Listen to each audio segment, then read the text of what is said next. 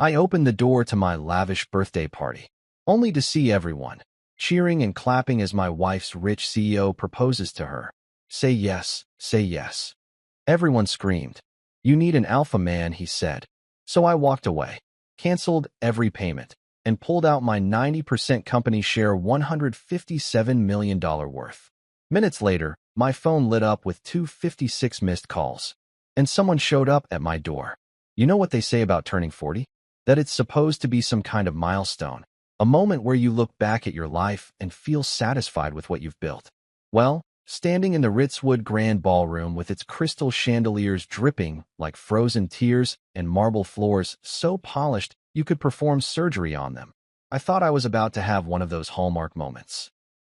The kind where your loving wife surprises you with all your closest friends and business associates. Everyone raises a toast, and you feel like you've actually made it in this dog-eat-dog world we call corporate America. Boy, was I wrong. Like, spectacularly, catastrophically, should have seen it coming from orbit wrong. The evening started innocently enough. Clarraine had been acting mysterious for weeks, whispering into her phone in that breathy way she does when she's planning something elaborate. I figured she was organizing another one of her over-the-top social events. The woman could turn a trip to Starbucks into a production worthy of Broadway. But hey, after 15 years of marriage, you learn to appreciate the effort, even when it comes with a price tag that could feed a small village for a month. I'd even brought her a gift tonight. A diamond necklace that cost more than most people's cars, wrapped in Tiffany blue with a card that read something embarrassingly sappy about how she made every day worth celebrating. Real Lifetime movie stuff, but I meant every word. That's the thing about being married to someone for a decade and a half. You start to believe in the fairy tale, even when the fairy tale costs you a fortune in designer gowns and spa weekends in the Hamptons. The ballroom was packed with faces I recognized from the tech world. Investors, board members, employees from Clarigen Technologies, the company I'd built from the ground up with nothing but my grandmother's inheritance and more sleepless nights than I care to count. Everyone was dressed to the nines, champagne glasses glittering under those ridiculous chandeliers, conversations buzzing with the kind of energy that only comes from an open bar and expensive hors d'oeuvres. But something felt off. Call it intuition, call it paranoia, call it the same gut instinct that had helped me turn a garage startup into a $157 million empire. But the crowd wasn't looking at me. Hell, half of them weren't even acknowledging I existed, which is pretty impressive considering it was supposedly my birthday party.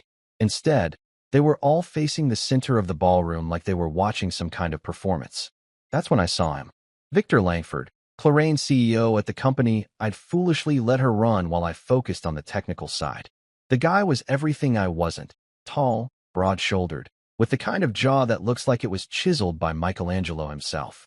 He had that whole alpha male thing going on that makes middle-aged women swoon and makes guys like me feel like we should be checking our stock portfolios for reassurance.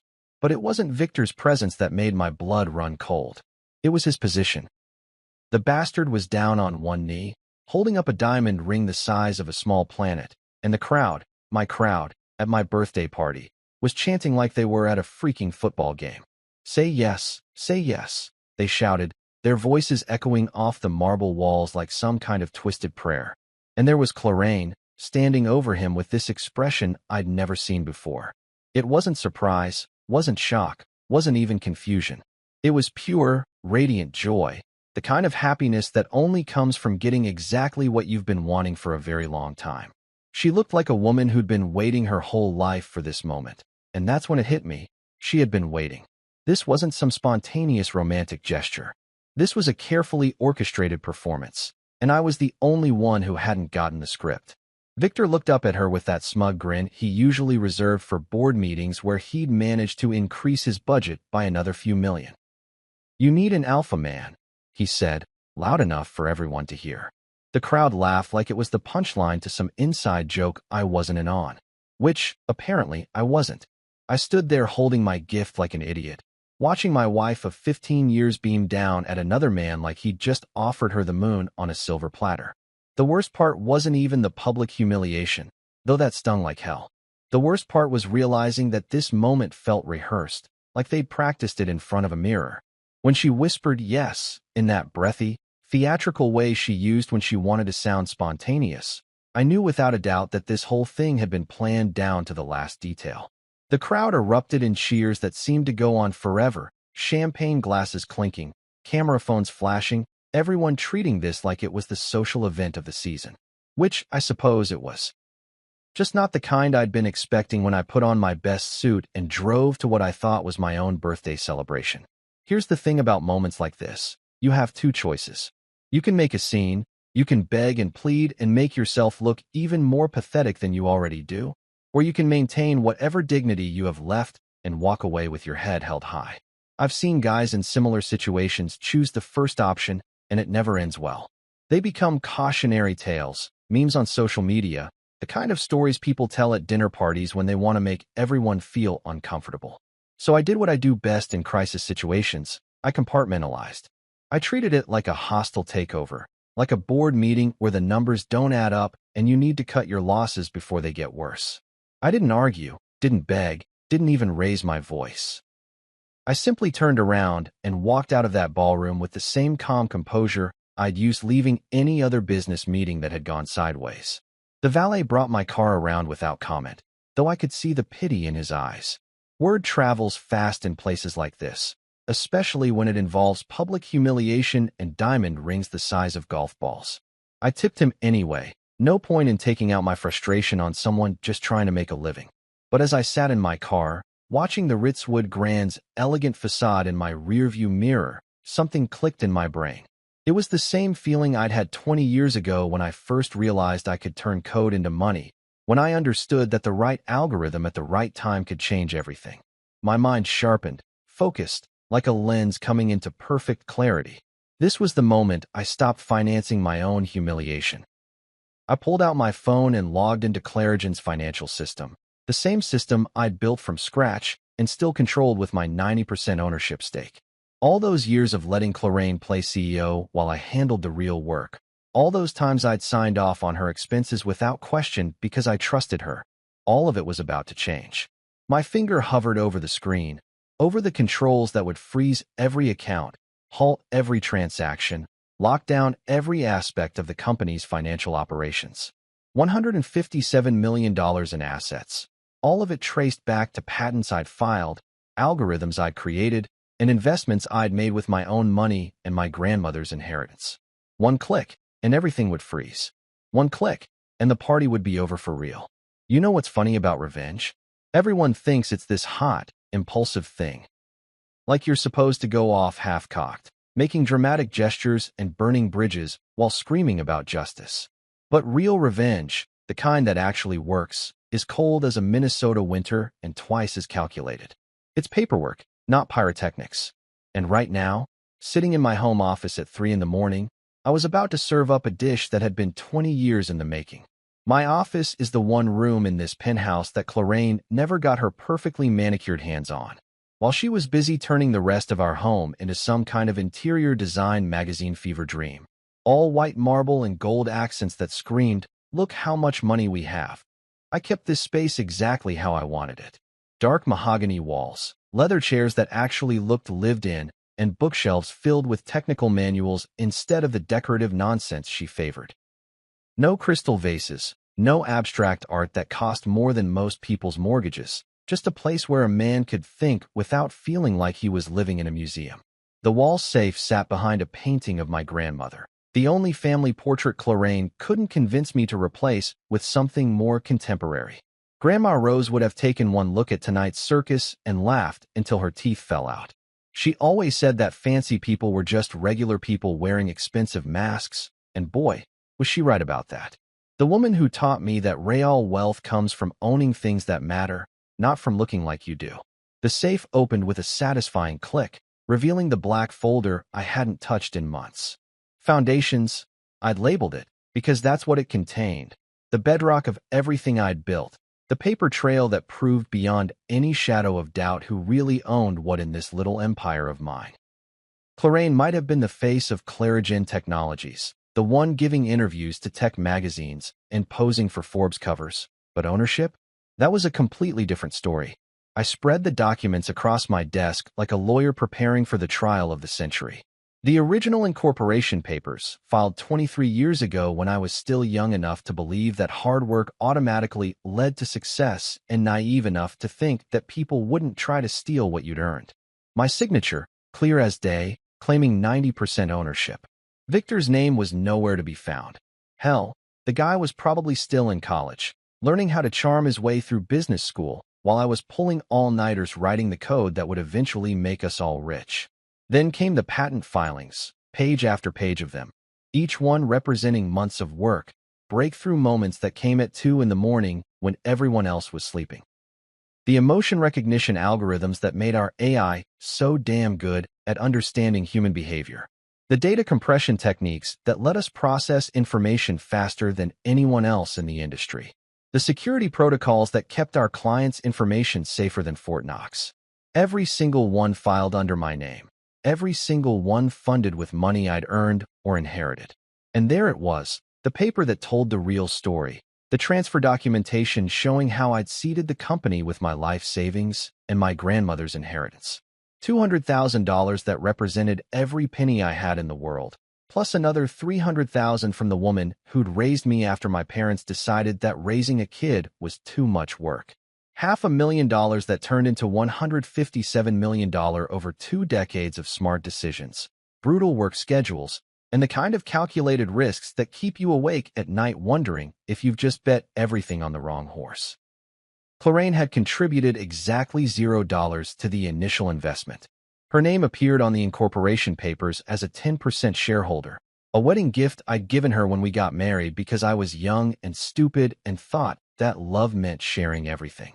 Victor, the man currently wearing my wife's engagement ring, had contributed nothing but a business school degree and the kind of smooth-talking confidence that impresses people who don't know the difference between actual leadership and expensive haircuts. But here's the beautiful thing about legal documents. They don't give a damn about your feelings. They don't care if you've been humiliated in front of 200 people. Don't care if your wife is currently celebrating her engagement to another man. Don't care if you feel like your entire life has been turned into some kind of reality TV show. They just state facts, cold and clear and absolutely indisputable. I own 90% of a company worth $157 million. Victor owned 0%.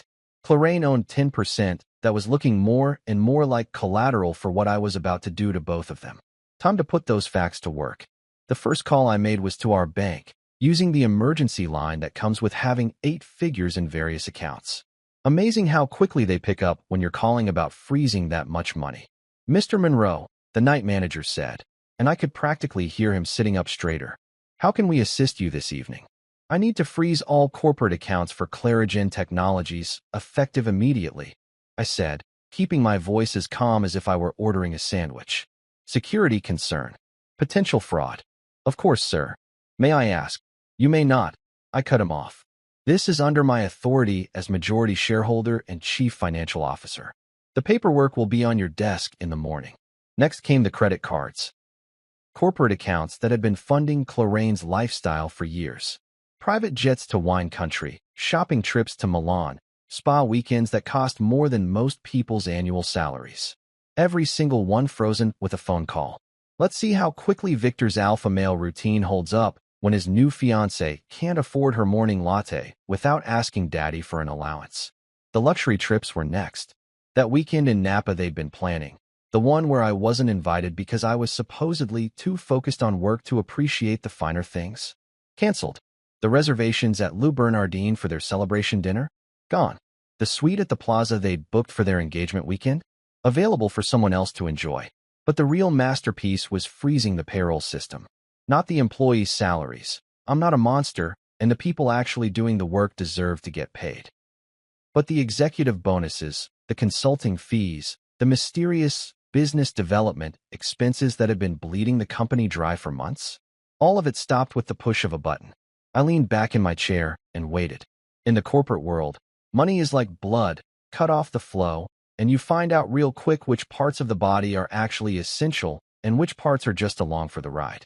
Clarraine and Victor were about to discover that they'd been living high on someone else's dime, and that someone had just decided the party was over. My phone lit up first, 256 missed calls in the space of an hour, which had to be some kind of record. Text messages flooded in like water through a broken dam, each one more frantic than the last. But the real confirmation that my message had been received came from the intercom system. Patrick Doyle, the night concierge, sounded like he'd rather be anywhere else on Earth. Mr. Monroe? I apologize for the late hour, but there's a young woman downstairs who says she works for your wife. She seems quite distressed. Says it's urgent. Should I send her up? I smiled for the first time all evening. The messenger had arrived. There's something almost biblical about watching a carefully constructed lie crumble in real time. You know, like those old stories where the mighty fall and the meek inherit the earth. Except in this version, the mighty are wearing designer dresses, and the inheritance is a tech company worth 9 figures. Standing at my penthouse door at 4:15 in the morning, I was about to witness the first act of what I was already thinking of as the Clarain collapse.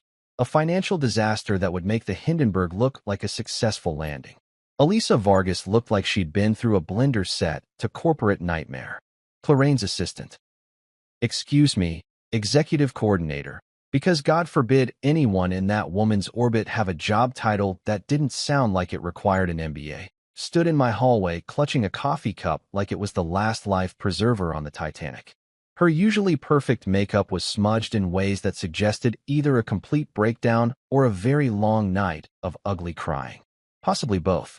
The poor kid couldn't have been more than 25, fresh out of some overpriced college with dreams of climbing the corporate ladder in her sensible heels and carefully curated young professional wardrobe. Right now, though, she looked like someone had just explained to her that Santa Claus wasn't real, the tooth fairy was a lie, and her boss was about to become unemployed in the most spectacular way possible. Mr. Monroe, she stammered, and I could practically hear her mental script falling apart in real time. I'm so sorry to bother you at this hour, but Mrs. Monroe sent me to discuss what she's calling a technical glitch with the company's financial systems. Technical glitch. That was rich. Like calling the bombing of Pearl Harbor a navigation error, or describing the Titanic as having minor ice-related complications. But I had to admire Clarain's optimism. Even when her entire world was collapsing around her designer shoes, she was still trying to spin it as some kind of innocent mistake that could be fixed with the right combination of charm and denial. Come in, I said, stepping aside to let her into the apartment. Can I get you some coffee? You look like you could use it. Or maybe something stronger. It's been a long night for all of us. Elisa shook her head, but I could see her hands trembling as she clutched that coffee cup. Poor kid probably hadn't slept in 24 hours, running around trying to put out fires that kept multiplying faster than she could handle them. This is what happens when you work for people who build their entire empire on someone else's foundation. Eventually, the owner decides to reclaim his property, and everyone caught in the middle gets crushed. She asked me to tell you that the payroll system has frozen. Elisa continued, reading from what looked like notes scribbled on a napkin. The investor meeting for tomorrow morning had to be canceled because the conference room reservation was declined. Mr. Langford's corporate credit cards are showing as suspended, and the accounts payable system is locked down completely. I nodded thoughtfully, like this was all news to me instead of the carefully orchestrated financial apocalypse I'd been orchestrating from my home office for the past 3 hours. Sounds like a pretty comprehensive technical glitch, I said. Almost like someone with system administrator access decided to shut everything down simultaneously. But that couldn't be right. Something like that would require someone with majority ownership and executive authority. The color drained from Elisa's face as the implications hit her. She might be young, but she wasn't stupid. She'd been working closely enough with Clarain to understand the company's power structure, even if her boss had been pretending it was different than reality. Mrs. Monroe is hoping you might be able to fix the situation, she said carefully, like she was walking through a minefield in high heels. She mentioned that you have some technical expertise in this area.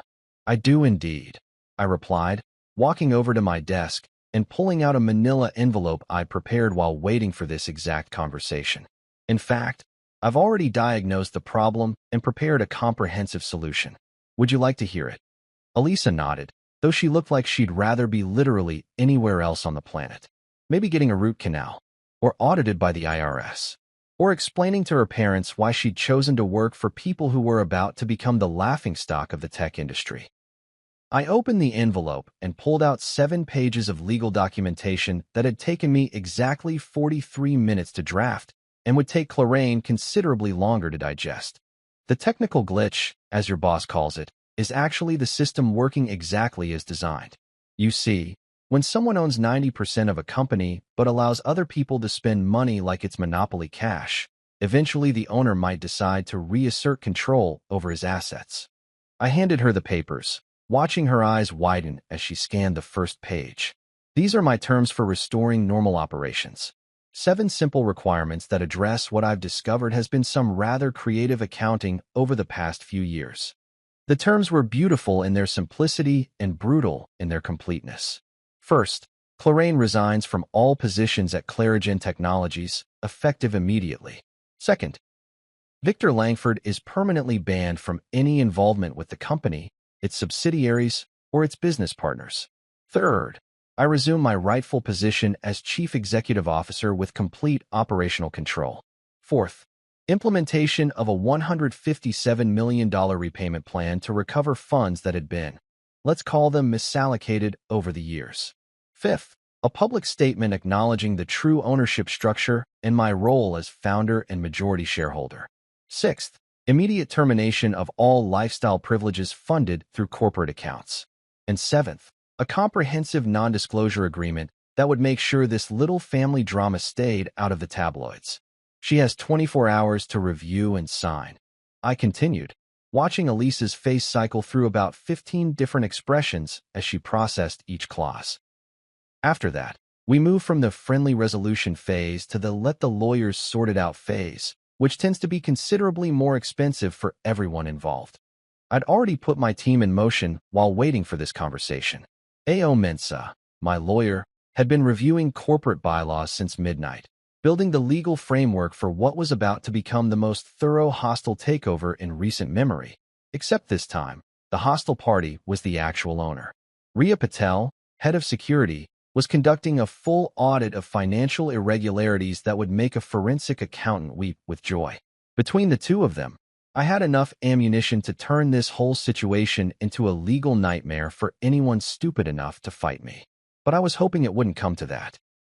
Despite everything that had happened tonight, despite the humiliation and the betrayal and the sheer audacity of thinking they could steal my company while I watched, I still wanted this to end with signatures on paper instead of subpoenas and depositions. Elisa clutched the envelope like it contained live explosives, which in a way, it did. "What should I tell her?" she asked, her voice barely above a whisper. I smiled, and for the first time in hours, it felt genuine. "Tell her the system isn't broken, Elisa. Tell her it's working exactly as designed. There's something almost poetic about watching someone's world collapse at the exact moment they thought they were winning. Like watching a house of cards fall in slow motion, each level taking the next one down until nothing's left but scattered pieces and the echo of what used to be impressive. 22 hours after I'd handed Elisa my terms, I was standing at my penthouse door listening to the sound of Clarraine Monroe, soon-to-be ex-Mrs. Monroe, having what could generously be called a complete mental breakdown. The banging on my door didn't sound like knocking so much as drowning. You know, that desperate, rhythmless pounding that comes from someone who's run out of options and is now operating on pure panic? That was Clarraine at 11:47 p.m., hammering on my door like she was trying to wake the dead or summon the financial gods to reverse the last 24 hours of her life. When I opened the door, I barely recognized the woman standing in my hallway. This wasn't the polished, camera-ready CEO who'd been posing for magazine covers and giving keynote speeches about female leadership in tech. This was someone who looked like she'd been wrestling with reality and losing badly. Her usually perfect hair was a mess, sticking up at angles that suggested she'd been running her hands through it for hours. The designer dress she'd worn to her engagement party was wrinkled and stained with what looked like wine or tears or possibly both. But it was her eyes that really told the story, wild, desperate, the kind of look you see in cornered animals who've just realized the trap has no exit. "You can't destroy us," she said, pushing past me into the apartment without invitation. Her voice had that particular quality that comes from somewhere between rage and complete desperation, like she was trying to sound commanding, but couldn't quite pull it off when her entire world was crumbling around her Louboutin heels. "There is no us," I replied, closing the door with the same calm I'd used to end any other business transaction. "There hasn't been an us for quite some time, apparently. There's me, there's you, and there's the company I built that you've been treating like your personal piggy bank." She whirled around to face me, and for a moment I thought she might actually take a swing. But Clarraine had always been more about psychological warfare than physical confrontation, probably because assault charges would have looked bad in the tech magazines that loved to feature her as a power woman breaking barriers in Silicon Valley. "This whole thing is insane," she continued, starting to pace around my living room like a caged tiger. "You're acting like some kind of a vindictive child having a tantrum because you didn't like my birthday surprise." Birthday surprise. That was what she was calling it now. Like staging a public proposal from another man at what was supposed to be my 40th birthday celebration was some kind of innocent prank instead of the most humiliating betrayal I could imagine. The woman had chutzpah, I'd give her that.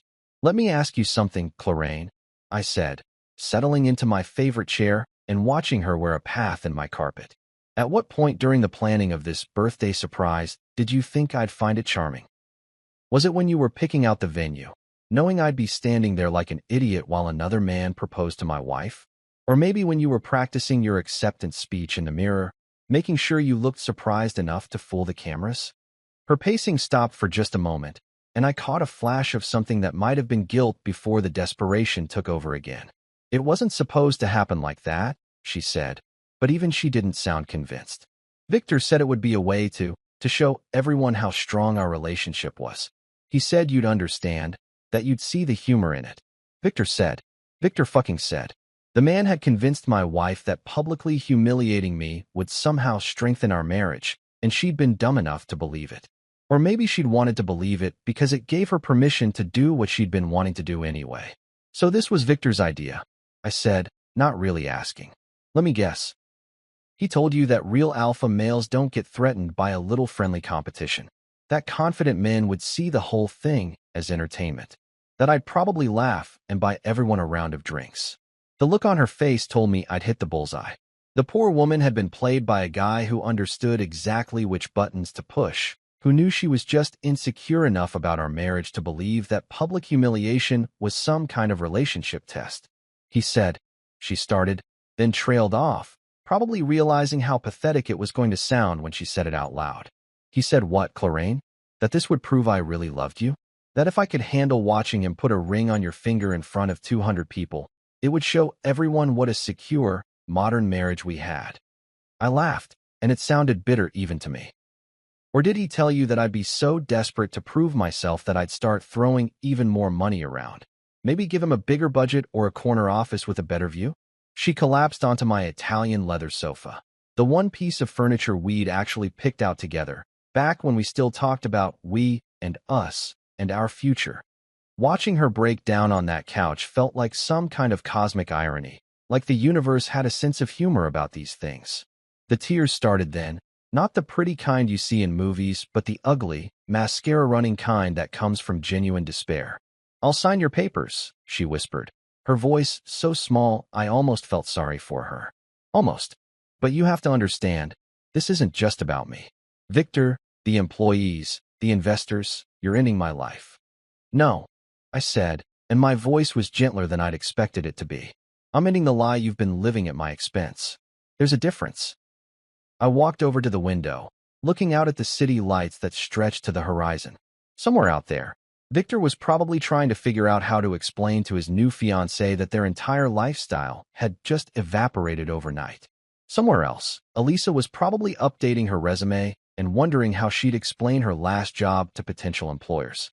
"You burned through $157 million of company funds over the past 5 years," I continued, still looking out at the lights. "Money that came from patents I filed, algorithms I wrote, investments I made with my own savings and my grandmother's inheritance. Now you get to pay it back." "That's impossible," she sobbed. "I don't have that kind of money. Nobody has that kind of money." "Then I guess you'll be making payments for a very long time," I replied. "Consider it a learning experience. A very expensive lesson in the difference between owning something and borrowing it." They say that power is like gravity, invisible until someone falls, and then everyone suddenly remembers how it works. Sitting at the head of the Clarigen Technologies boardroom table at precisely 9 o'clock on a Tuesday morning, I was about to give 12 very expensive suits a crash course in basic physics. The kind of lesson that would be talked about in business schools for years, assuming any of these people still had careers left to talk about it. The boardroom itself was a monument to Cloraine's taste for dramatic excess. Floor-to-ceiling windows overlooking the city, a conference table that could double as a landing strip, and chairs that cost more than most people's cars. Everything designed to intimidate, to make visitors feel small and grateful just to be in the presence of such obvious success. Too bad none of them had bothered to ask who was actually paying for all this theatrical nonsense. The board members filed in like they were attending their own funeral, which in a way, they were. 12 faces that had spent the last few years nodding along to whatever Cloraine suggested, collecting their director fees, and enjoying the catered lunches that came with rubber-stamping decisions they didn't understand.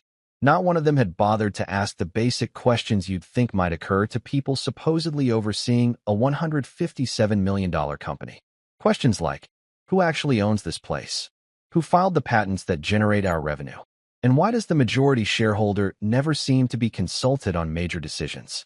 Janet Morrison, our CFO, looked particularly green around the gills. The woman had been signing off on expense reports and budget allocations for 3 years without apparently wondering where the money was coming from, or who had the authority to approve spending that would make a Fortune 500 executive blush. Today she was about to discover that her signature had been authorizing the systematic looting of a company she didn't even understand. And then there was Cloraine, sitting at the far end of the table like Marie Antoinette waiting for the guillotine. 24 hours ago, she'd been the golden girl of Silicon Valley, the female CEO who was supposedly breaking glass ceilings and inspiring a generation of women in tech. Now she looked like someone who'd spent the night wrestling with the realization that her entire professional identity had been built on someone else's foundation. She'd tried to salvage some dignity with her appearance, fresh makeup, professional blazer, hair styled to within an inch of its life. But there's only so much you can do when you're about to publicly confess that your entire career has been an elaborate fiction. The woman who'd been giving interviews about female entrepreneurship and the importance of women owning their success was about to admit that she'd never owned anything except the 10% equity I'd given her as a wedding gift. Ladies and gentlemen, I began, standing at the head of the table like a prosecutor about to deliver a closing argument. Thank you all for attending this emergency board meeting. I realize some of you are confused about why you're here, so let me clarify the situation with a few simple announcements. The silence in that room was so complete you could have heard a stock price drop. These people were used to Cloraine running meetings with her usual blend of corporate buzzwords and motivational speaking. They weren't prepared for someone who actually understood how the company worked to start explaining things in plain English. First, I continued. Effective immediately, Cloraine Monroe is resigning from her position as Chief Executive Officer and from all other positions within this organization. The collective intake of breath was audible. 12 faces turned toward Cloraine like they were expecting her to stand up and explain that this was some kind of joke, that the woman they'd been treating as their leader for the past 5 years wasn't actually about to disappear from their professional lives. Second, I am resuming my position as Chief Executive Officer and assuming the newly created role of Financial Oversight Director, with full veto power over all expenditures exceeding $5,000. Janet Morrison's face went from green to white so fast I thought she might actually faint. The woman had been approving expenses that would have funded small countries, and she was just now realizing that someone with actual authority might want to review her decision-making process. Third, Victor Langford is hereby permanently banned from any involvement with this company, its subsidiaries, partners, or associated business entities. Any existing contracts, consulting agreements, or business relationships involving Mr. Langford are terminated immediately. That got some murmurs. Half of these people probably didn't even know who Victor was, but the other half had watched him parade around like he owned the place, making decisions and spending money like he had some kind of actual authority instead of just good cheekbones and an MBA from whatever overpriced business school had taught him to confuse confidence with competence. Now, I said, walking over to the whiteboard that Clarraine usually used for her inspirational corporate messaging. I'm sure some of you are wondering about the authority behind these decisions. Allow me to clarify the actual ownership structure of this company. I started writing numbers, big and clear so even the people in the back could see them. 90% ownership, myself. 10% ownership, Clarraine Monroe. 0% ownership, everyone else in this room, including our recently departed Mr. Langford. The math was simple, but I could see their brains struggling to process it. For years, they'd been operating under the assumption that Clarraine was the driving force behind Clarigen Technologies, that she was some kind of visionary entrepreneur who'd built this empire through sheer force of will and feminine empowerment. The idea that she'd been essentially an employee with a fancy title was apparently too much for some of them to handle. But wait, I continued, moving to the next section of the whiteboard. There's more. Let's talk about where our revenue actually comes from. I started listing patents, algorithms, and proprietary technologies, each one followed by a filing date and my signature. 23 patents in total, generating approximately $89 million in annual licensing fees. Every single one developed by me, filed by me, owned by me. The technology that made Clarigen profitable enough to fund Clarraine's lifestyle and Victor's consulting fees had been created by the guy they'd apparently forgotten was still around. And just for fun, I said, adding up the numbers with the kind of theatrical flourish Clarraine usually reserved for her TED Talks. Let's review Mrs. Monroe's contributions to the company's intellectual property portfolio over the past 5 years. I wrote a big, beautiful 0 on the whiteboard. Her contributions to our patent revenue. Another 0. Her contributions to our core algorithms. 0 again. Her personal investment in the company's initial funding. 0, 0, 0. By now, Clarraine looked like she wanted to disappear through the floor, but she'd already agreed to this part of my terms. The public acknowledgement, the confession that would set the record straight after years of letting people believe a carefully constructed fiction. She stood up slowly, pulled out a prepared statement, and began reading in the kind of flat, defeated voice usually reserved for prisoners confessing to crimes. I want to clarify for the record that my husband was always the founder, chief architect, and majority owner of Clarigen Technologies. While I have served as CEO, all core technologies, patents, and intellectual property were developed by him. The company's success is primarily due to his innovations and business acumen. The board stared at her like she'd just announced that gravity was optional and the Earth was actually flat. Years of assumptions, crashing down in a single paragraph. Janet Morrison finally found her voice, though it came out as barely a whisper. What about her 10% equity stake? I smiled, and this time it felt genuinely warm. Collateral for her $157 million debt. You know what they say about following the money? That it always leads you somewhere interesting, usually somewhere the people spending it really don't want you to go. Well, after 24 hours of my crack team digging through Clarigen's financial records like forensic archaeologists excavating a crime scene, interesting was turning out to be the understatement of the century. What we were uncovering wasn't just creative accounting. It was a masterclass in corporate fraud that would have made Bernie Madoff take notes. My war room had been set up in the executive conference room, the one with the good coffee machine and the windows that looked out over the city like we were planning the D-Day invasion. Which, in a way, we were. Except instead of liberating Europe, we were liberating my company from the parasites who'd been treating it like their personal ATM for the better part of 5 years. Riya Patel, my head of security, had the kind of smile that usually preceded someone's career ending in handcuffs.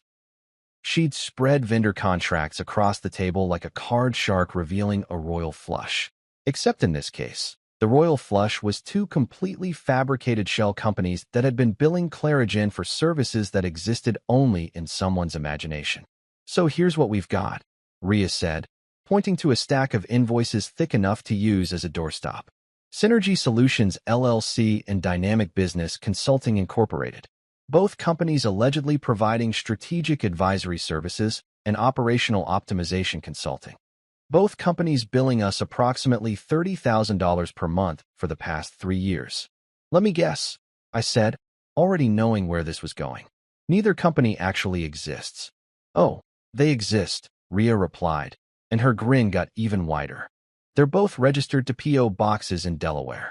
The incorporation papers list Victor Langford as the sole proprietor of Synergy Solutions. And guess who owns Dynamic Business Consulting?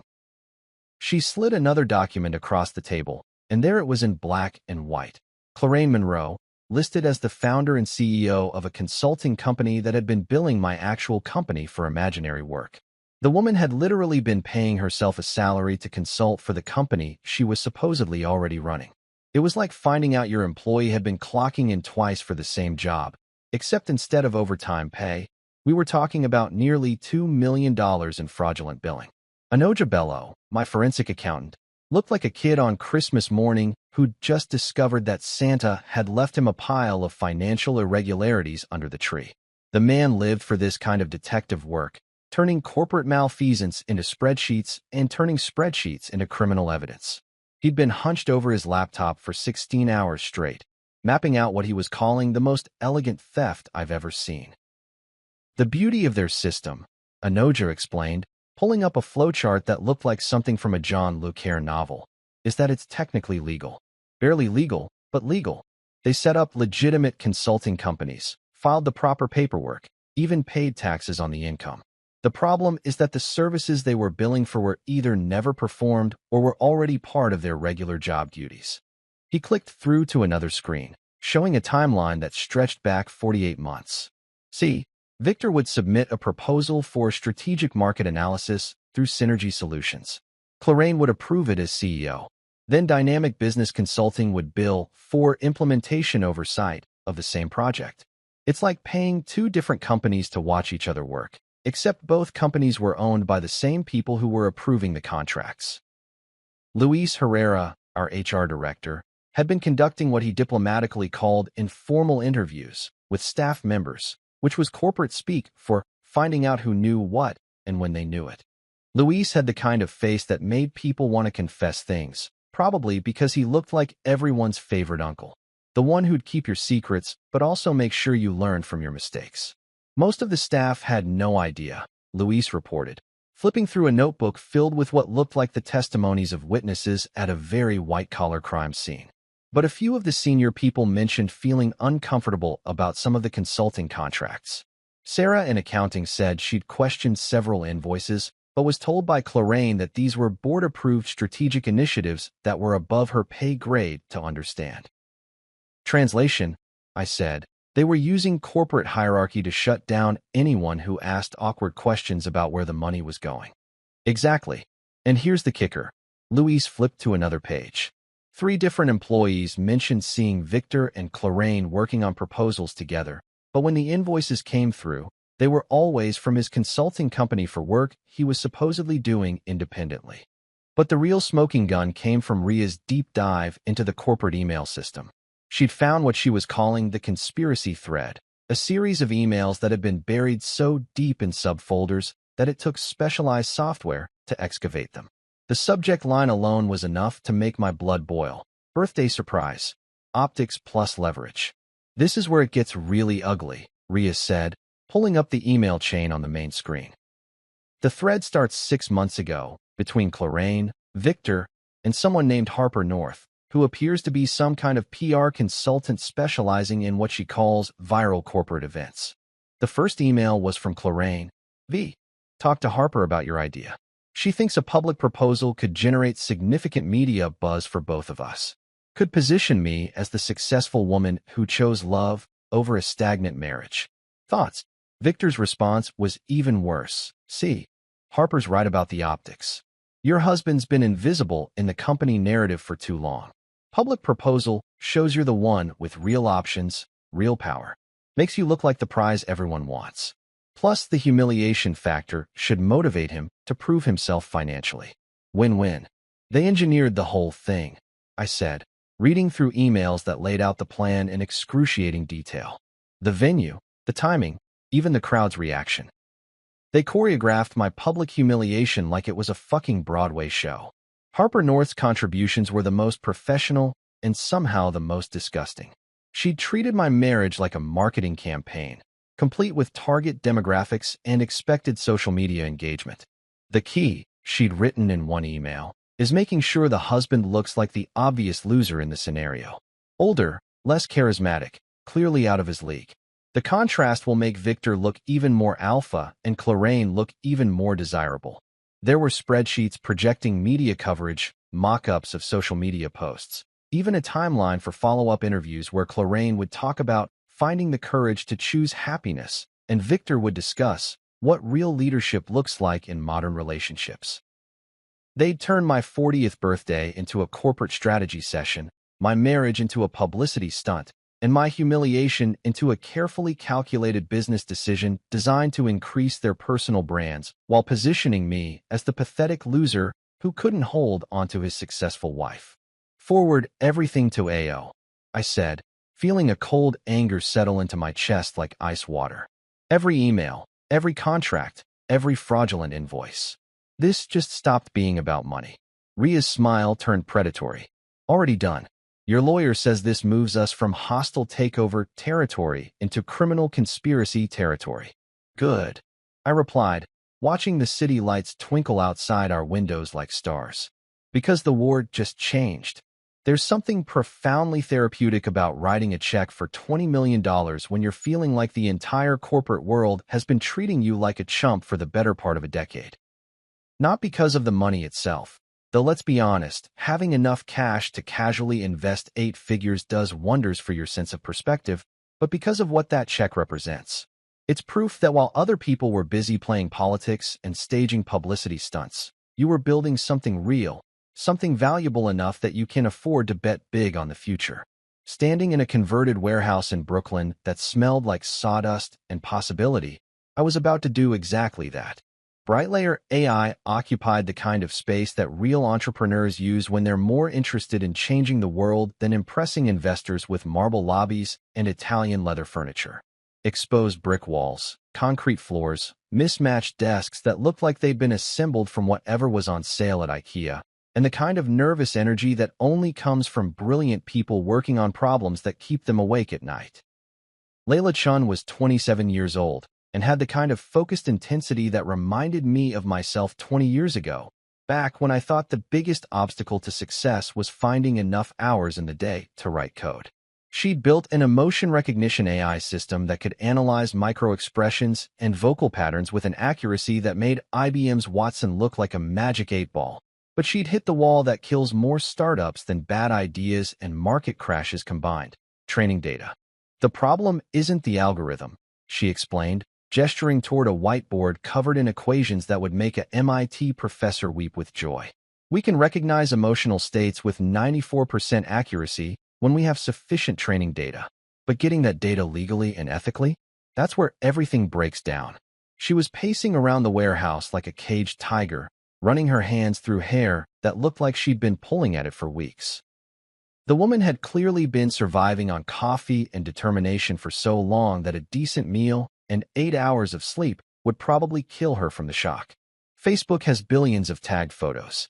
Google has decades of search data. Amazon has every purchase decision anyone's ever made.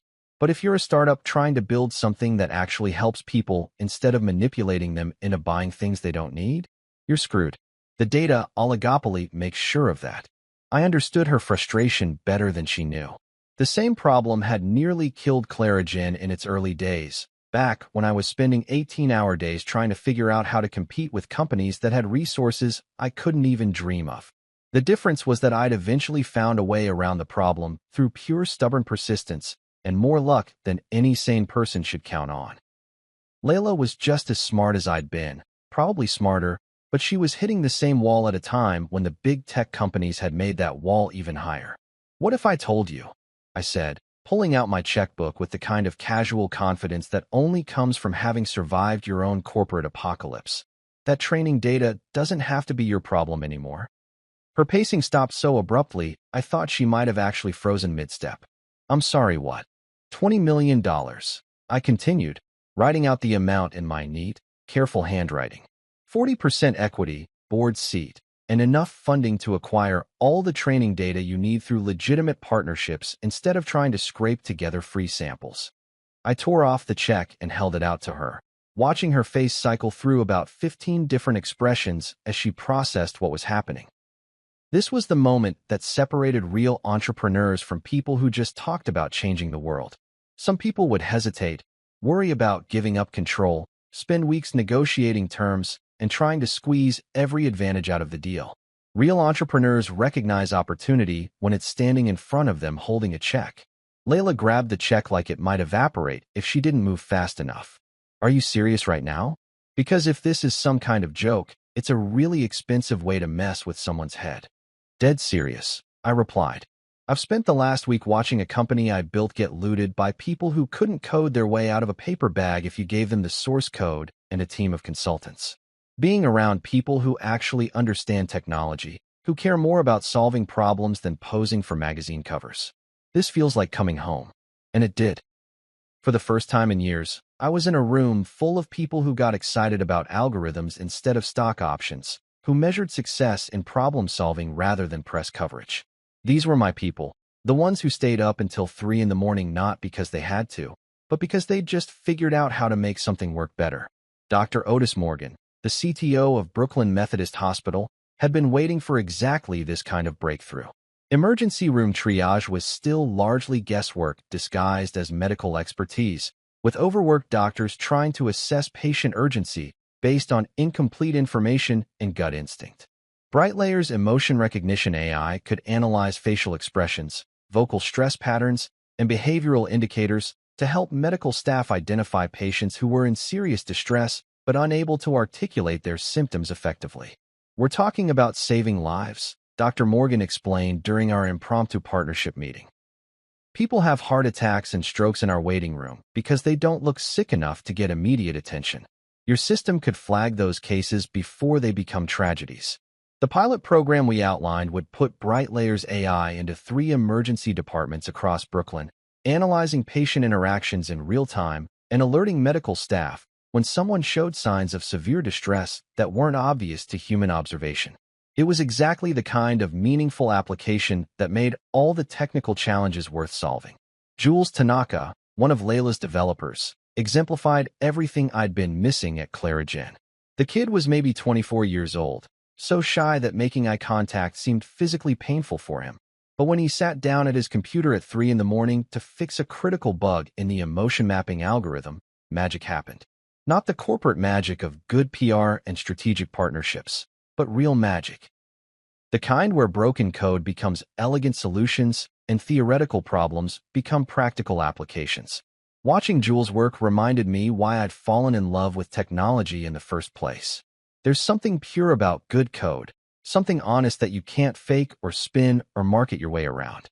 Either the algorithm works or it doesn't. Either the system solves the problem or it fails. No amount of charisma or corporate buzzwords can make bad code perform better, and no amount of politics can make an elegant solution less beautiful.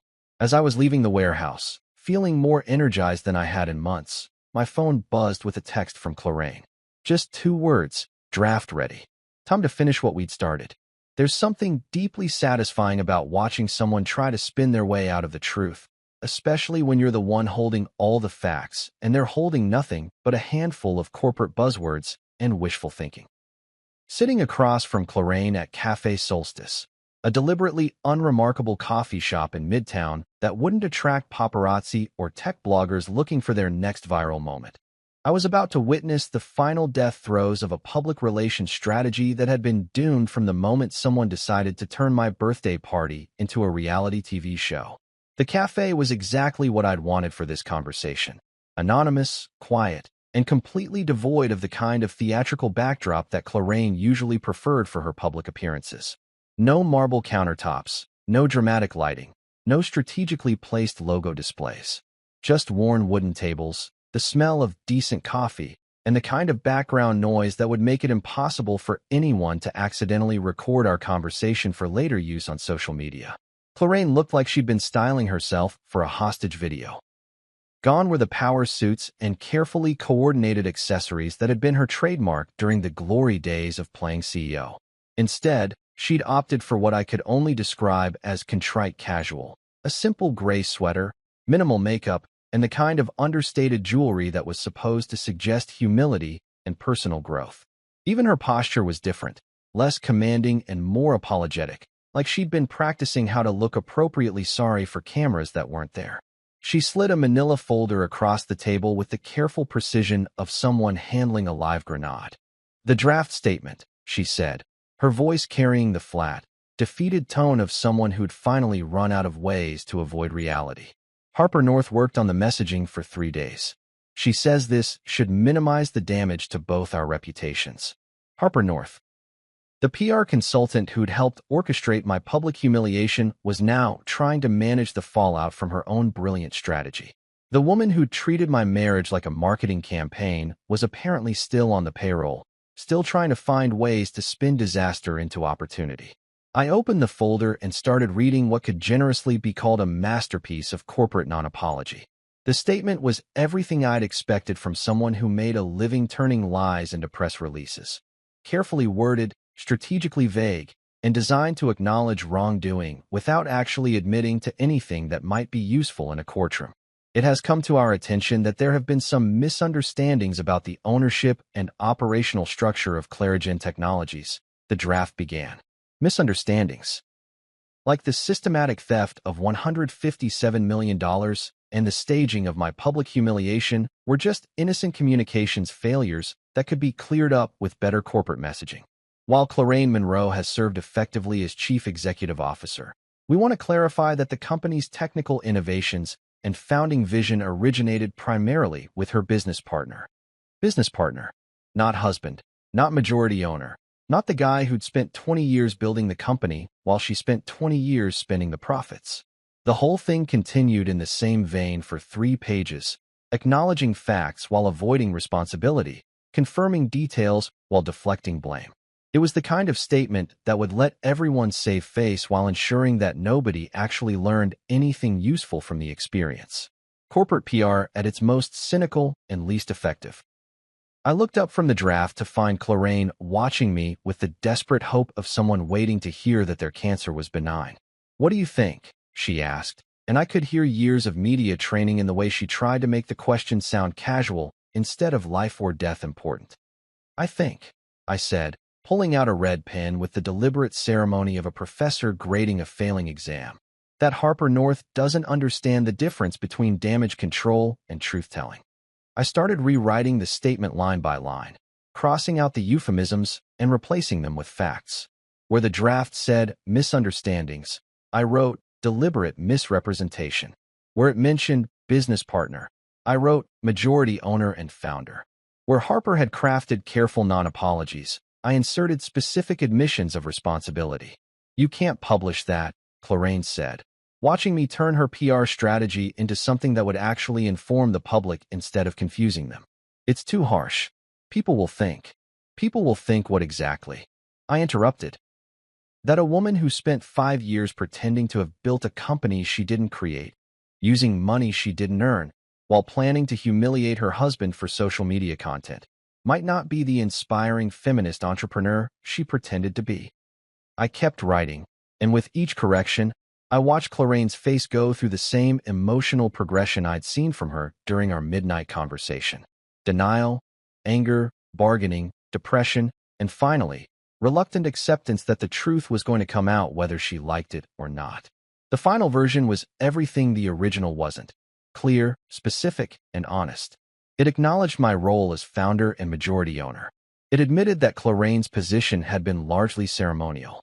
It confirmed that all major innovations and patents had been developed by me. Most importantly, it took responsibility for the financial irregularities and public deception without trying to spin them as innocent mistakes. "Sign it," I said, sliding the revised statement back across the table.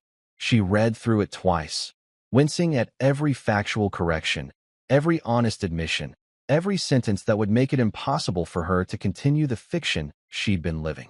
But she signed it anyway, because the alternative was watching me release the email evidence and the financial records that would make this public confession look generous by comparison. At exactly 8 means transparency o'clock the next morning, the statement went live on Clarigen's website, my personal LinkedIn profile, and every tech news platform that had ever featured Clarraine as an example of female leadership in Silicon Valley. By 9 o'clock, it was trending on Twitter. By 10, Tech bloggers were calling it the most honest corporate confession they'd ever seen. By noon, major business publications were reaching out for follow-up interviews. The tech press, starved for authenticity in an industry built on hype and performance, embraced the statement like it was water in the desert. Finally, a tech executive who tells the truth wrote TechCrunch. The real story behind Silicon Valley's golden couple, proclaimed Wired. When transparency actually, headlined Forbes. Clorane's social media went silent. Victor disappeared from public view entirely. The lifestyle bloggers who'd been covering their engagement as some kind of fairy tale romance quietly deleted their posts and moved on to less controversial topics. But the most satisfying response came from Dr. Morgan at Brooklyn Methodist, who called me personally to say that the statement had convinced his board to fast-track our Bright Layer pilot program.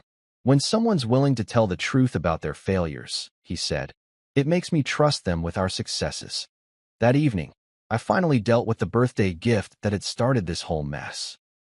The diamond necklace, still wrapped in its Tiffany box, went to a scholarship auction in my grandmother's name. Let someone else's love story benefit from the ruins of mine. You know what's funny about downsizing your life? Everyone expects you to feel diminished, like trading a penthouse for a two-bedroom apartment on the Upper West Side should come with some kind of existential crisis and a midlife sports car to compensate.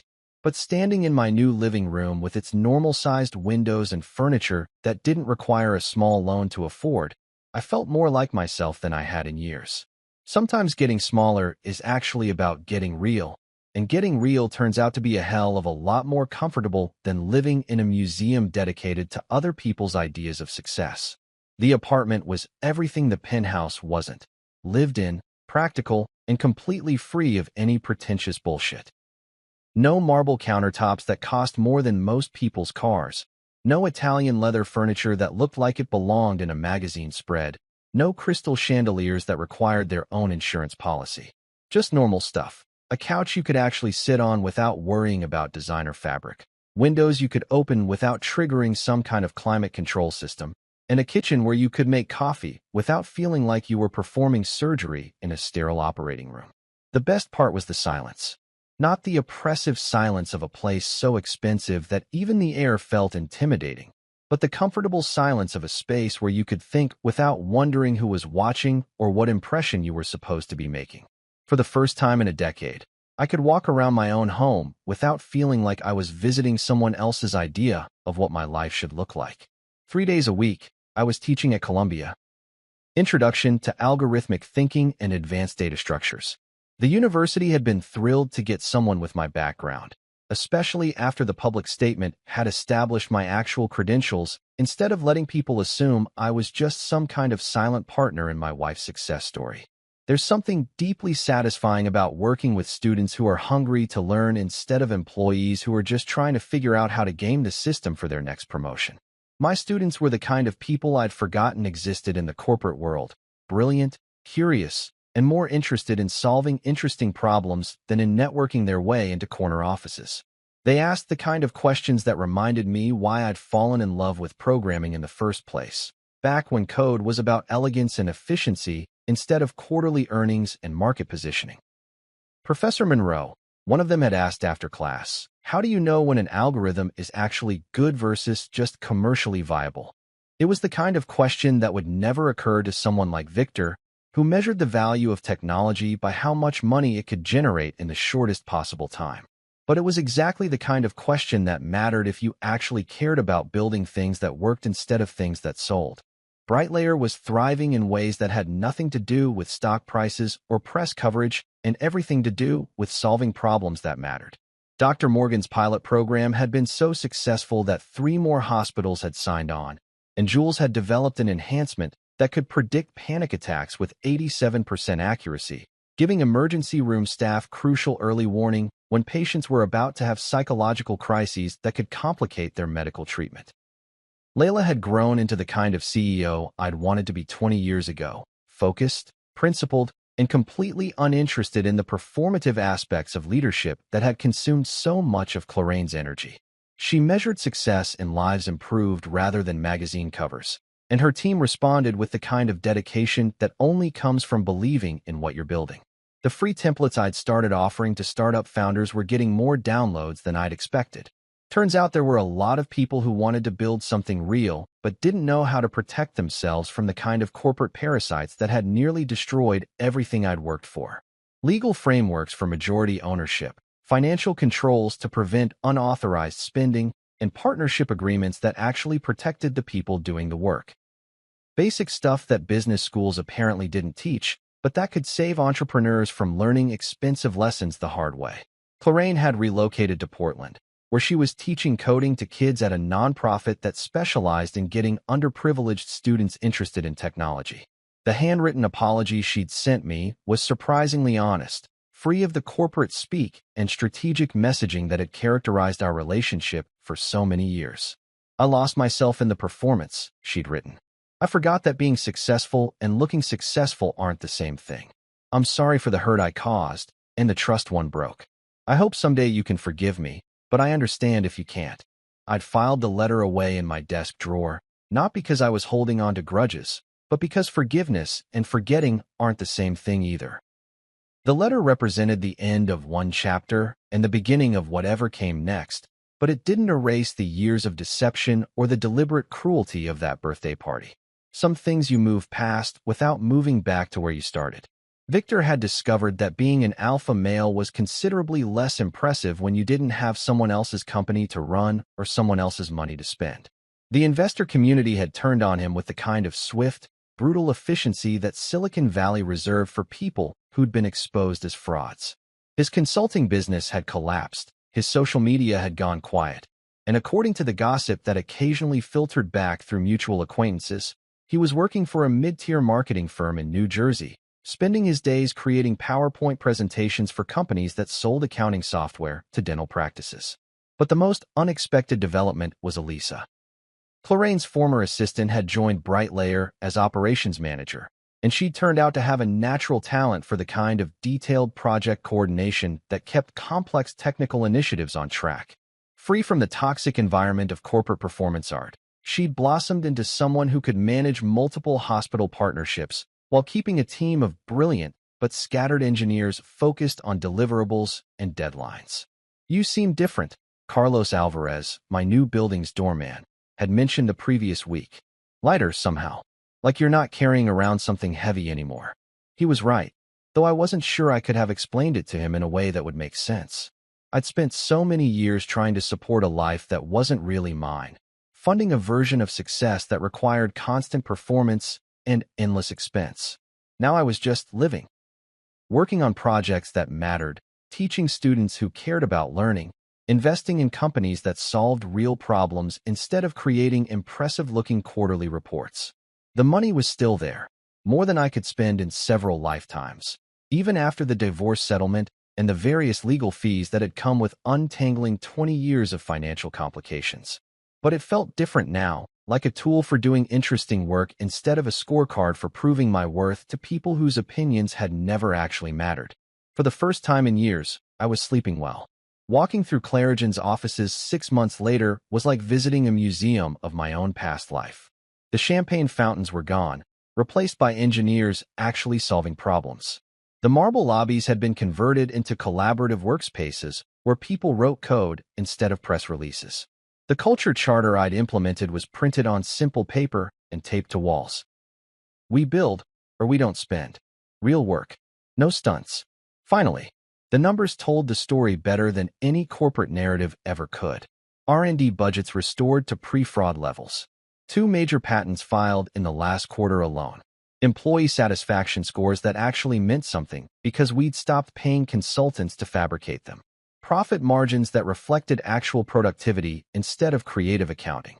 But the real victory wasn't happening in boardrooms or balance sheets. It was happening 60 blocks away in Brooklyn, where BrightLayer's emotion recognition AI was saving lives in emergency rooms. Dr. Morgan's latest report showed a 37% improvement in critical case identification, which translated to real people going home to their families instead of becoming statistics. Jules had developed a new module that could detect early signs of sepsis through microexpression analysis, giving doctors precious additional time to intervene before patients crashed. Layla's team was expanding to pediatric applications, helping identify children who couldn't verbalize their pain. Purpose, not performance. I'd found my park bench ritual, Central Park, every Sunday morning, phones silenced, just watching the world wake up.